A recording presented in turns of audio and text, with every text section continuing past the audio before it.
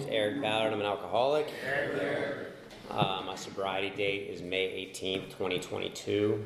My home group is There's a Solution out of Cary. We meet Tuesdays and Thursdays. I know I've seen a lot of y'all there. I've seen a lot of y'all at MeDoc as well. If you're ever in the area, random Tuesday, come join us. I have a sponsor. I sponsor other men in the program. I'm active with my sponsor. My sponsor's active with his sponsor. I think that's the housekeeping. So I'm from Wilmington, North Carolina. I call Wilmington home. I grew up there from basically 6th grade on, but before that, I moved around every couple of years, every 4 years or so. I was actually born in Memphis, and I lived in Texas, and I went to Maine, and then down to Wilmington. And I didn't think much of it growing up. It was kind of cool to kind of have a new experience every few years and a new group of friends. And it wasn't until I actually got sober and did some reflection that I kind of hear people talk about, kind of understanding more about an upbringing, kind of how things turned out the way they did.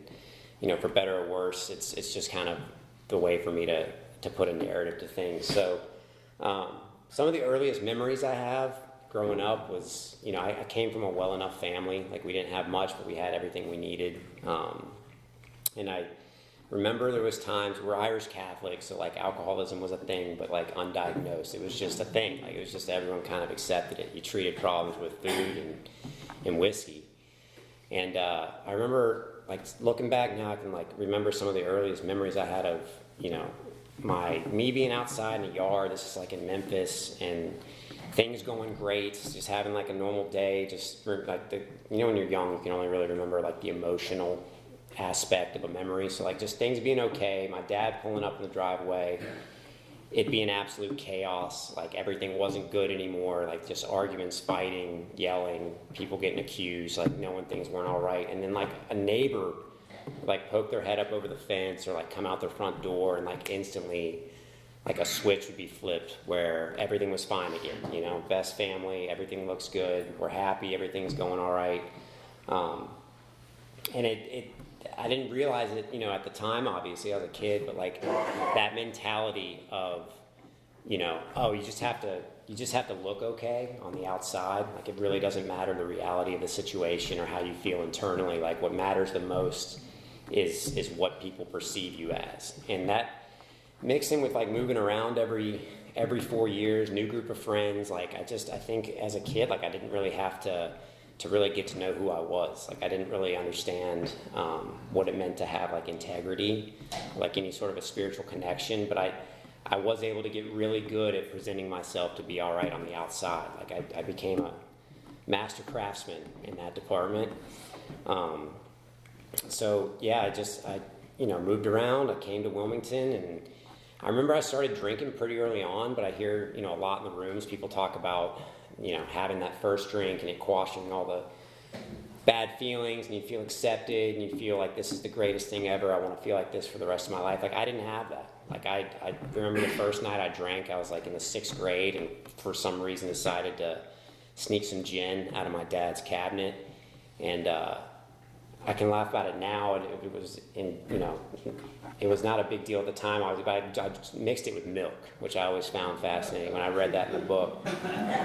Aristocrat white label gin and milk was the first thing I ever drank, and it was horrible. Obviously it tasted like a Christmas tree.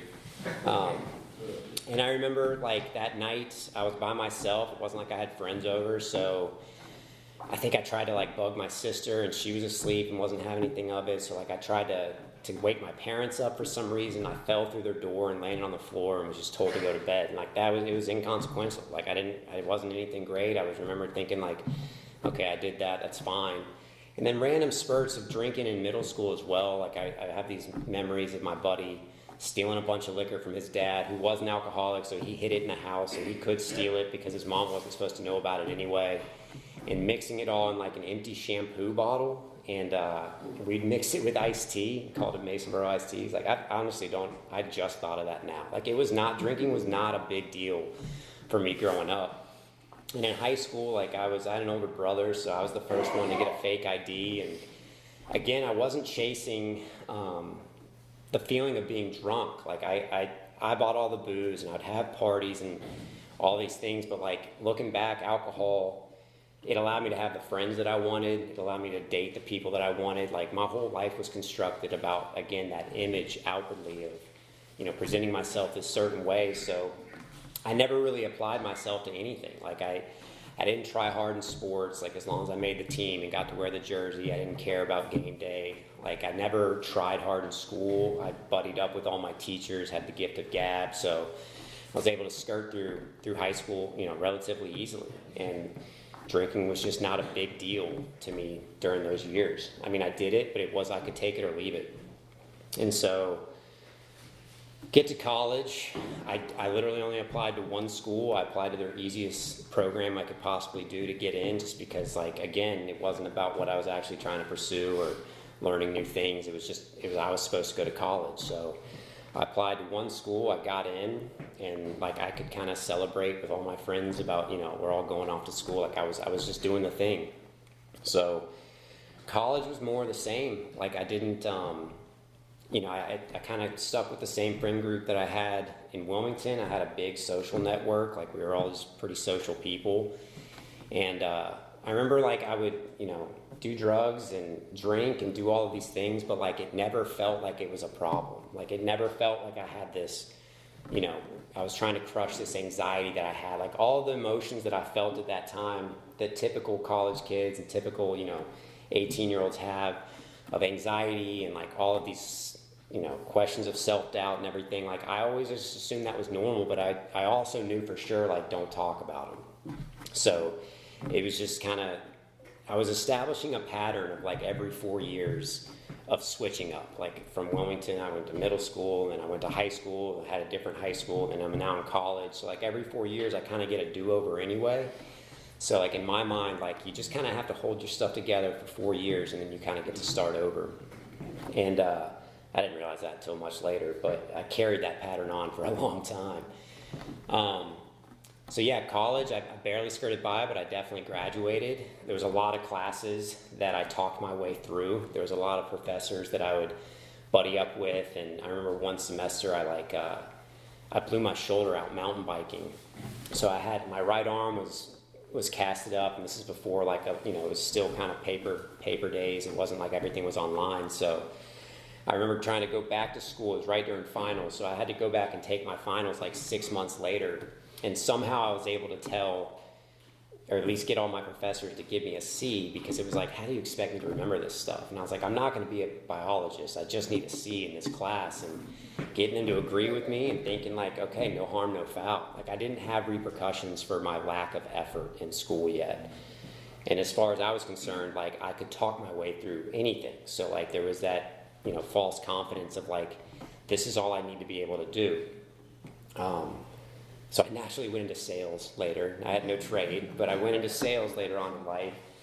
And, post-college, I bartended for a while. That was great. I was getting paid good money to, kind of to be able to drink, but also be kind of like a psychiatrist to all my regulars, and just kind of get paid to go out. And on my off days, I would stay home. Like I had a relationship. I wasn't imploding my life at this point. I was convinced I was going to be a millionaire by the time I hit 30. I remember telling all my friends that too. That did not happen. But I was overly confident. I was convinced that like as long as I could just present myself a certain way, again, like everything would be fine and life would go on. It was right after a few years of bartending and trying to open up a bar in Raleigh and doing all these things. Like I was really good at getting things started, but in terms of like execution, I had zero skill. Like, and I was too proud to admit that to myself, so I just did a lot of different things. I think like at one point, a couple years after college, I started like 12 LLCs, and I was like doing like a farmer's market thing, and then like a marketing thing, and like all these different things because it looked good, and I was young, so like I was supposed to be kind of exerting myself in all these different directions. But again, when it came down to like brass tacks and actually like committing to something, like I had no idea how to do that. Not only did I not have any idea how to do that, I didn't know that was necessarily like I had to do it. Like I thought like if I just got it to this point, people would magically come in and take care of everything, and then money would be flowing in, and this is just how things worked. So like the delusion was very real. The delusion was a very real thing for me back then. And I think like my drinking probably picked up a bit. Like again, I didn't realize that I was like quashing negative emotions, but like the mix of like failure from some of these things that I was trying to do, and start a bar and investments falling through, and like I would kind of rely on, if it wasn't booze, it was something, right? Like it was just some type of pill or some type of event or exercise or hobby. Like I always had that addict mindset that I can identify now, where like I would find something that gave me some sort of a dopamine rush, whether it was a relationship, whether it was, again, a hobby, sports, an interest of some sort, and like I would just suffocate that thing until it didn't give me joy anymore. And then I'd leave it, and I'd be resentful at it for not making me feel good anymore. And I did this like repetitively. Like, I mean, I think by the time I hit 30, like I felt like I had lived like 6 lifetimes, and it was just getting started, and like my life was imploding. But like at the time, that's what I would do. That's where my mindset was geared towards finding things that made me feel good, and then relying on them to make me feel good until they didn't, and then blaming them, or just thinking that, go find the next thing.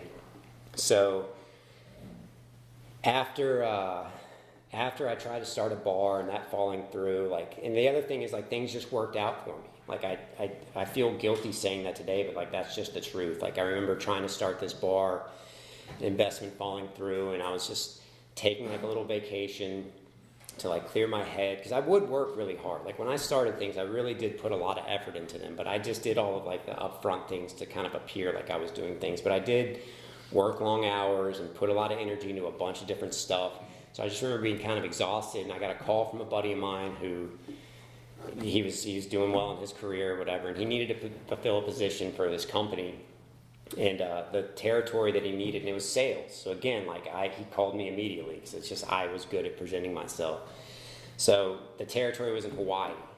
So it was like 2012 or so, and I'd never been to Hawaii. I'd never been west of Louisville, Kentucky. That was where my family was from, and I was like, this is a great idea. I will do this immediately. And he was like, hey man, I need you to like think about it. Like this is, and again, like I just didn't know how to do that. So I called him back the next day just because he made me not commit to it right there on the spot, and I committed to it. So I'm flying out to Hawaii now. So like in terms of like consequences from any of my actions, not just from drinking or anything, like just starting stuff, failing, not seeing success all the way through, like it's still at this point, like it was none of my own doing, right? A bad shake or anything like that. It was just something that kind of, I just hadn't found my niche yet. So in Hawaii, like looking back now, like I thought I was having a great time. I was in paradise, I was far from my family. I was making decent enough money, and like for all intents and purposes, like I was living the dream. My family will tell you different today, my sister especially, that was kind of where things really started to noticeably get exasperated in terms of just like my mental health, and drinking and taking pills and just doing drugs and just being like a nuisance to myself and just not caring. But I was there for about 5 years, and I remember it was another switch, right? So it was like after 4 years of trying to start a bar, now it's 4 years and I'm in Hawaii. New start, new friends, new circumstances, but like I was still there, right? But I remember getting really close with my manager the first year, and like having all this potential. Like all my managers always tell me like, you've got all this potential, and I would like really take that to the bank, like and then all of a sudden later in life I'm like, I don't know where all this potential is or what that was even supposed to be about. But here I am, like thinking I'm on the right path, I'm getting promoted, I'm doing all these things, but like the one thing I wasn't doing was like working. Like I would think I was busy, I'd be out in my territory like I was selling cigarettes of all things. And I was out in the territory, and like the first couple years was like the learning curve. So I started, thinking of all these different ways to make this already Fortune 500 company richer, and like no one cared, and I was frustrated, and like talking with the manager about it. And eventually, like when it came down after probably like 2 or 3 years, like I was getting more erratic, but I was also working even less and less. Like it was past the point of like my learning phase, and it was past the point of, like figuring it out. And now I'm being called to action in terms of like, hey man, what are you doing? You know, like I felt like super judged and kind of put on the spot in terms of just being, asked to produce. I was like, I'm here. This is what I'm supposed to be doing. And they're like, no, you need to like go to work. Like I wasn't checking into stores, all these little things. So at that point, like being called out was probably the first time that I kind of felt like my back against a wall and thought like, okay, what am I doing wrong? And like, I legitimately didn't have an answer. Like my job was very easy. Like I would drive around to all these little different bodegas and stores and like talk to them about Camel cigarettes. Like that was my job. It was super easy. But for whatever reason, like the fact that there was a language barrier, the fact that I was far from the home office, like I had every excuse in the book lined up, and it got to the point where I just stopped going to work. So like, my job's already super easy. All I've got to do is physically show up at these set stores every week, and I'm not doing that. And instead of not doing that, like I'm running myself ragged on the back end, either trying to cover for it or make excuses as to why I don't need to, or try to find something that's not my job to put effort into so I can at least say that I'm being productive, and like just doing everything except like the day-to-day things to get by for work.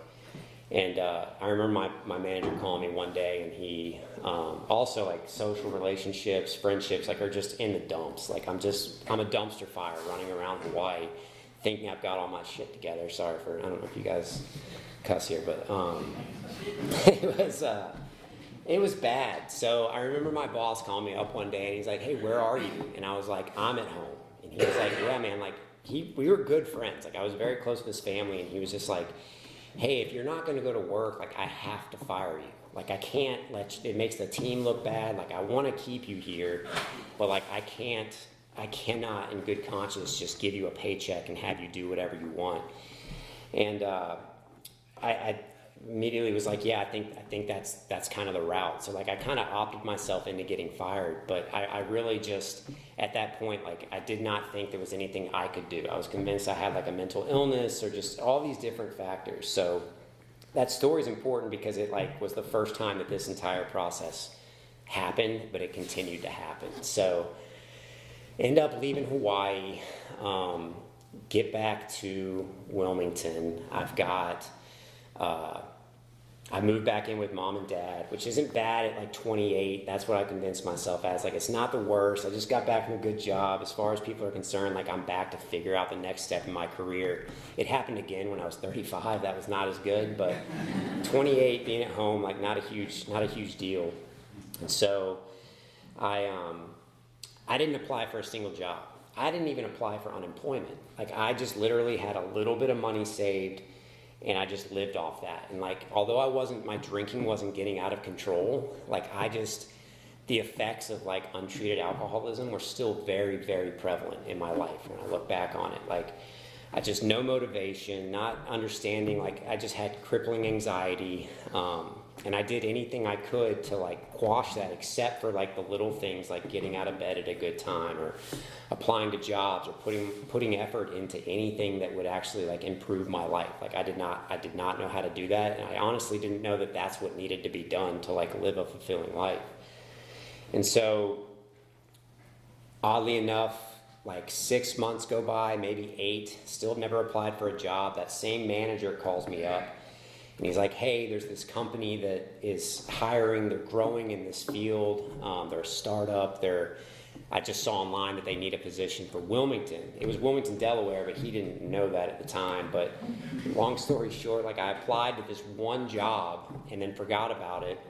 And then a few months go by and I get a phone call, and they ask me like, tell me about your history of like being in this field in Hawaii, and like that's my time to shine, right? Another 4 years gone by, like new start, new fresh start, new image.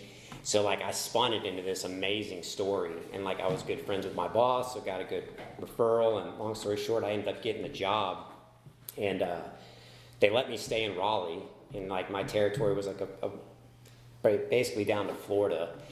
But like this company, oddly enough, like, and I thought I did all this too, right? Like the ego, like I thought like I'd worked my way into this position, and the company ended up blowing up really quickly, and I got all these promotions, and I got all this money, and like I literally went from sleeping on the couch to having this, you know, relatively like prestigious position with this new company, and I was dumb enough to think like I totally deserve this, like I did this for myself and all of these things. And you know, again, it was just that aspect of being in a new company where like I could talk my way into looking good. So I got all these positions, and I got all this, you know, this new responsibility, and I remember that's when like the first time that I can look back and say like, oh, my drinking got horrible during this time. Like I remember relying on like prescriptions that I had no business in abusing, but I remember going, like, just having nights where, like, I thought I was working on, I got asked to be on this special team, and, like, staying up till 3 or 4 in the morning and just completely binged out, and, like, my team calling me, like, are you okay? Like, as soon as it came down, like, to actually producing things, you know, once, like, the light really got shined on me in terms of, like, what I'm supposed to be doing, like, I had nothing. I had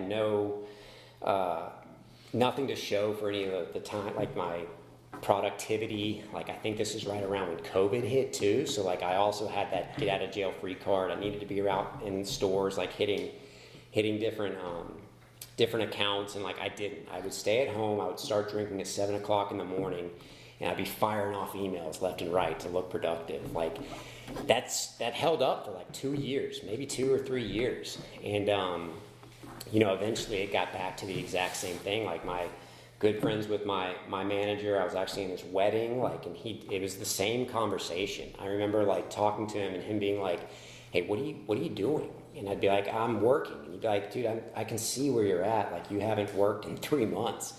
But like in my head, I was exhausted from all of the like crazy work I'd been doing and staying up late and doing all of these things. And like, he called me out. So like, I guess it was the first time. The real first time was in Hawaii, but this is the first time I felt like I'd been exposed. But again, like I worked my butt off to get to this position, so therefore, like, how dare you even question my loyalty to the company or any of these things? Like he was really exposing the fact that I was nothing of substance, but he wasn't. To me, that's how much how personally I took it. But in reality, like he was like, no, you're my employee. I'm responsible for you, and like you are a total net loss across this company. I even remember at a time I ended up losing my license in between that time. It was during COVID. And I don't know if he's here tonight, but Drew, I think you guys have Drew here. He came and spoke at our home group the other night. He told a story that I could relate to. I remember driving around at like 9 o'clock in the morning on a Saturday during COVID. I went to, like, as far as I know, I went to Whole Foods and got a big breakfast. And the next memory I have is waking up in my bed at 4 p.m. and my sister, who doesn't live in Raleigh, was waking me up being like, what happened? And I had totaled a car. Wasn't even my car. I took my friend's car for some reason. Totaled a car, had all the police paperwork, had all the insurance information even figured out, but like I didn't have any repercussions. I didn't get a DUI. But then I got a letter in the mail like a few weeks later that I'd been put on like a medical leave because I had narcolepsy. So I guess I like talked my way out of a DUI for narcolepsy. And that ended up they took my license for like 3.5 years because it would have been easier to get the DUI. Like I would have lost it for 1 year, kind of cut it clean, but like I had to fight for 3.5 years that I didn't have narcolepsy. I had to go to sleep specialists and all of these different people just to prove that I wasn't narcoleptic, because I was so convincing that I was narcoleptic that I talked a cop out of letting me off. And that's just the crazy stuff I was doing. And like that's how confident I was in my ability to talk my way through things. Like not only did I always land on my feet, at least to get to the next spot, it wasn't better or worse, but like I was convinced like this is, like I'm at least living my life in the right way. And so everything came to a head. I was hiding the fact that I didn't have a license anymore. My job required a lot of driving. I'd get pulled over with like my director in the car, and he would the guy would be like, hey man, you don't have a license. And I'd be like, oh, no way. Like no idea, acting like I was, not, like I had no idea about it. I'd get pulled over a lot because eventually my tags would expire. And so like I'd get pulled over constantly, and somehow I could talk my way. I bought a Subaru just because it was a safer car. You don't get pulled over as much in a Subaru. And I thought these cops were letting me off the hook all these different times. It was probably like 6 or 7 times. And like when I finally got sober later, then I realized, I called the DMV and they were like, you have like 7 warrants out for your arrest for all these tickets that you just didn't call about. So they were giving me tickets the whole time, but like I couldn't fathom that. So, but anyway, I get fired. And it basically ended up making them fire me again. It was the exact same conversation I'd had, but it was more embarrassing this time. I had built a house. I was making substantial money to me. So like that was for all intents and purposes like my livelihood. And it was the exact same thing. Like now I had a little bit more money saved up, but it was still like they didn't treat me right. Blame it on COVID, blame it on my manager, my territory, all these things. And I think like I got kicked out of my best friend's house because I was just treating it like a pigsty, and like he tried to take me to court about that, and like I could argue in front of the judge on why he couldn't, and like it just being a jerk. And I didn't apply for any other jobs. I didn't do anything that you would imagine like a normal person would do in that situation. I remember probably 6 months had gone by, and like I had enough money saved up at that point where like I didn't even feel the repercussions. Like I didn't even think twice about it. Like, yeah, I was homeless, and like my friends didn't want to talk to me. My family was just worried sick about me, but like I was still okay. I remember like I was trying to close on the house that I had just built, and when you do that, I got fired the same week. And like when you close with the loan officer, like they require a proof of income. And I didn't have that anymore. And so like instead of just getting a job and being able to prove that, like I called up all these old contacts and tried to get them to like put me on their books and not pay me, but just say they're paying me. And just, again, all I knew how to do was to like skate out from stuff. I did not know how to actually put one foot in front of the other until I got to these rooms, oddly enough. I had a long run.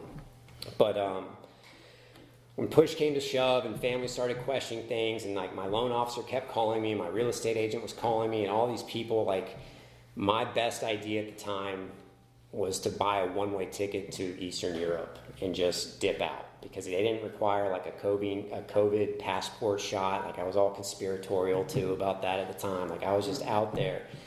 So like I just flew to Ukraine. Like I had met a girl on Tinder who spoke Ukrainian and English, and like this was my new plan. Like this was my next 4-year start.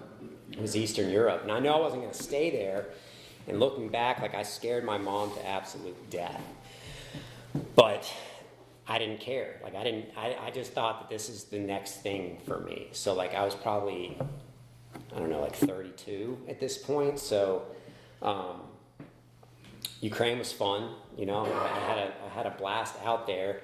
Vodka was dirt cheap, like monies went a really long way, and the people kind of drank like I did at first. Like I remember being out one night there and like staying with this girl that I met, and like staying at her family's house, and like just thinking I'm having an absolute blast, like traveling all over the country and doing all these things. And I remember one night, like, she actually, like, started yelling at me, calling me an alcoholic, and I was like, oh, like, when a Russian calls you an alcoholic, you're like, it was the first time I'd ever heard it, but I knew that, like, wasn't a great sign, right? So, like, I ended up staying over there and extending my trip, and, like, I didn't have a phone, no service or anything, so, like, I literally just dropped off the map, and looking back now, like, what I did to my parents during that time is insane. I mean, they were worried sick about me, and COVID going on too, and like this was before the war. The war started probably like 2 weeks after I got back, but like I just can't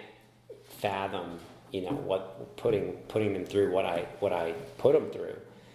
But I remember being over there and partying as much as I could. I mean, I was at this point my drinking had really blown up. Like I was.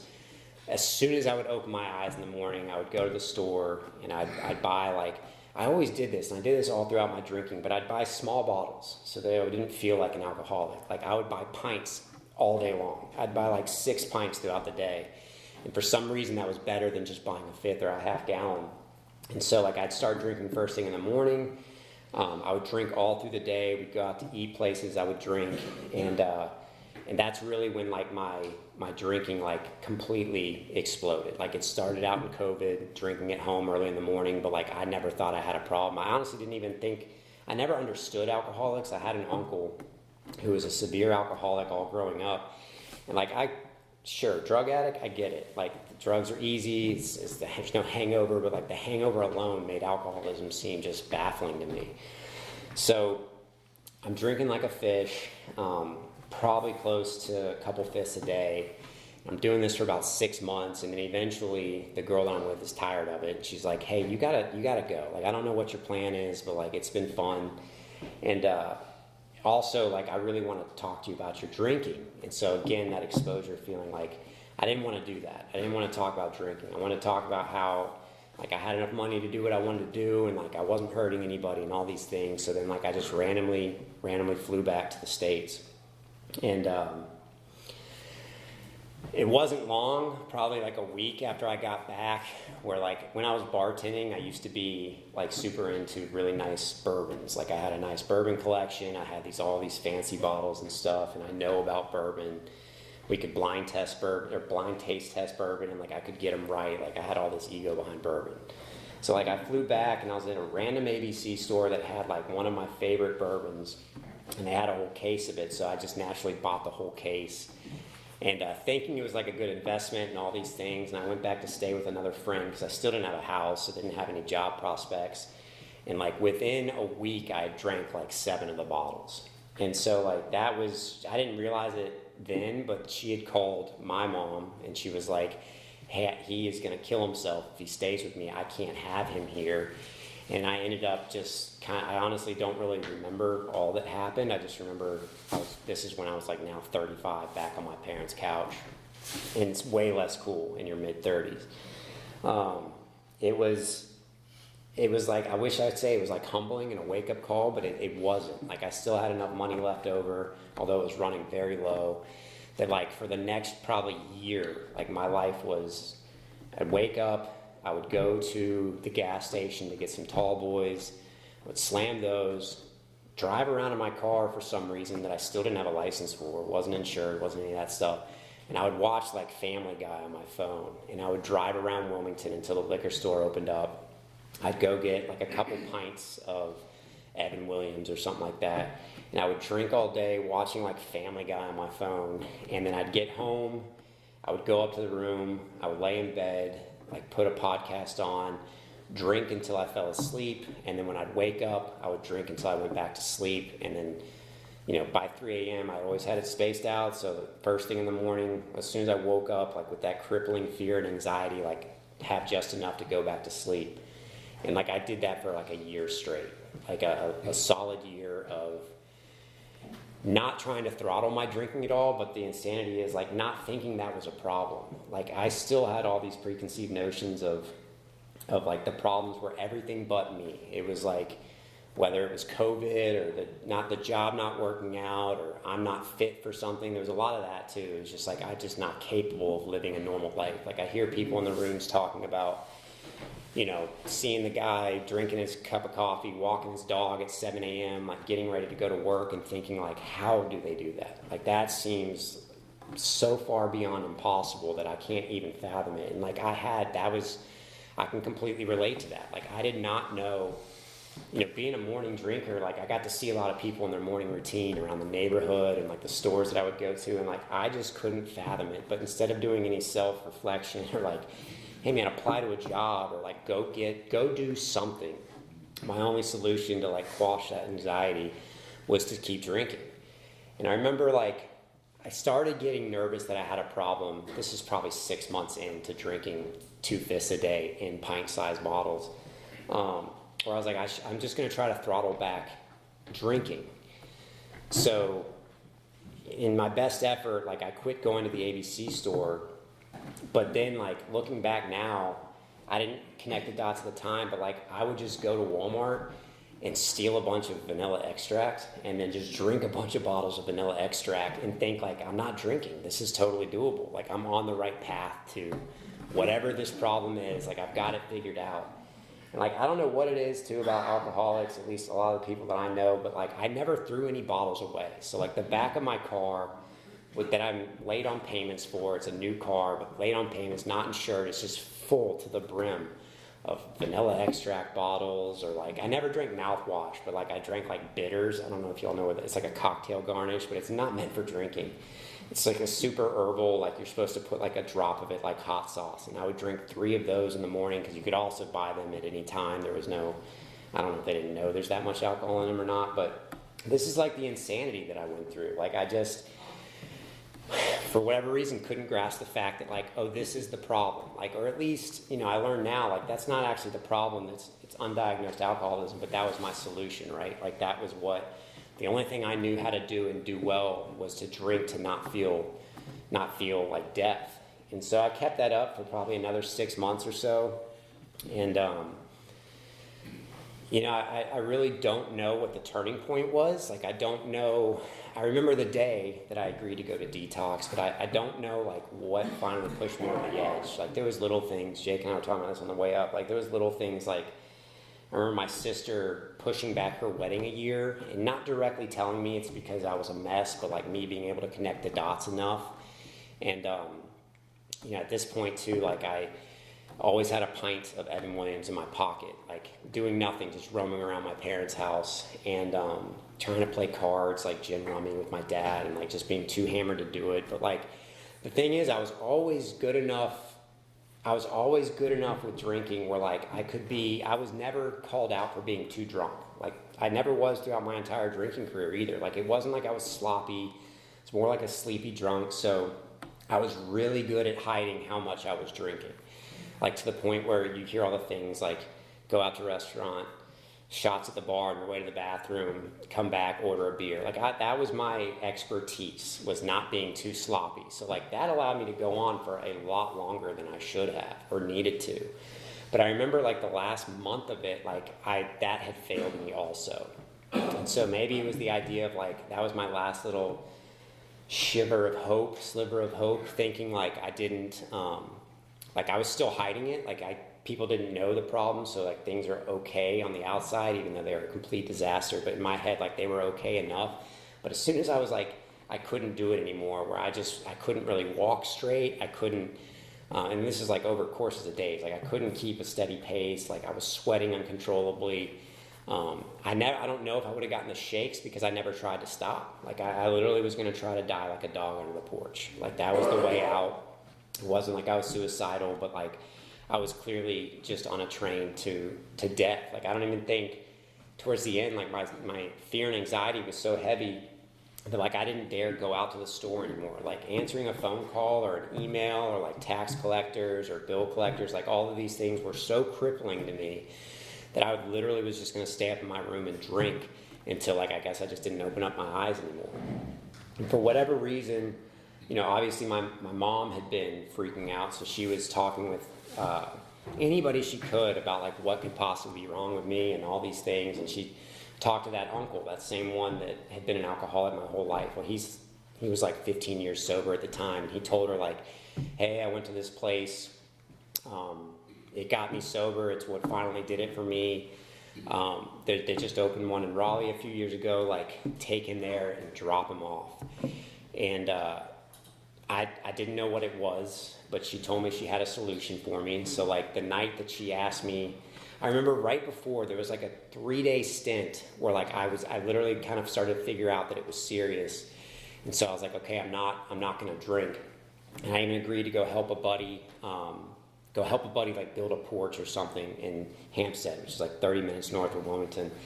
And like for whatever reason, on my way up there one morning, like there was an ABC store across from the neighborhood that we were doing the work in.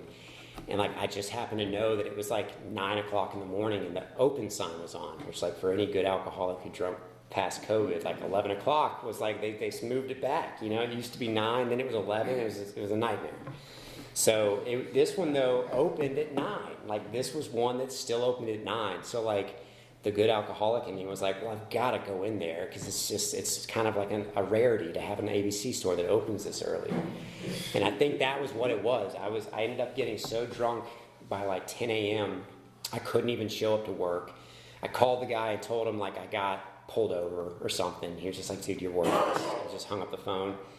And so then I got back home, and I think at that point too, I just remember looking up and being like, all right, I'm ready to go, like wherever you need to take me, like whatever I've got to do to stop this insanity. Like, I don't know what it is. You seem to have some idea, speaking to my mom, like wherever I got to go, just take me. So she had it figured out immediately. She knew, she was like, pack a bag, you can bring a pillow, like I'm going to drop you off at this place. And she started making phone calls, and it turned out like I had to go to a medical detox prior to being able to be dropped off there. So I do that. I'm dropped off at Healing Transitions in Raleigh, which is a glorified homeless shelter with an AA program. Like, no idea what I was thinking, like maybe it'll be some nice rehab or something, because I'd never tried to get sober, and it was not. I mean, it is very much a homeless shelter. And she told me it would be like a 30-day program, and I remember getting there and starting to talk to them, and they made me go through, it's not organized, right, because it's a free program run by other addicts. So like talking to people, trying to get in, they had a bed reserved in me, but I had to wait, and then I was like, so how long is this program? And that's when they told me it was like 9 to 12 months long. And that's where I met Jake. We got there about 3 days apart. And so that started, like, as weird as it sounds, I was surrounded by 200 people who were fresh off the streets, active addiction, also similar situations to me, and like, for whatever reason, like, I felt relief. Like, that was the first time where I was like, I don't know what I'm doing, I don't know where I'm supposed to be going, but like, everyone around me is talking about the same problems that they have in their head that I am. They talk about this solution, they talk about this being, you know, it seems like there's an answer in here somewhere. So like, sleeping on the floor, freshly sober, of a homeless shelter that just smelled horrible, snoring all night, like surrounded by 200 other people, like, for the first time I felt like I had a hope at this, like a shot at this thing. And I had a lot of, I mean, it's weird, but like, I found my people. Like, I found y'all, you know, like, and it for the first time I felt like I fit in somewhere.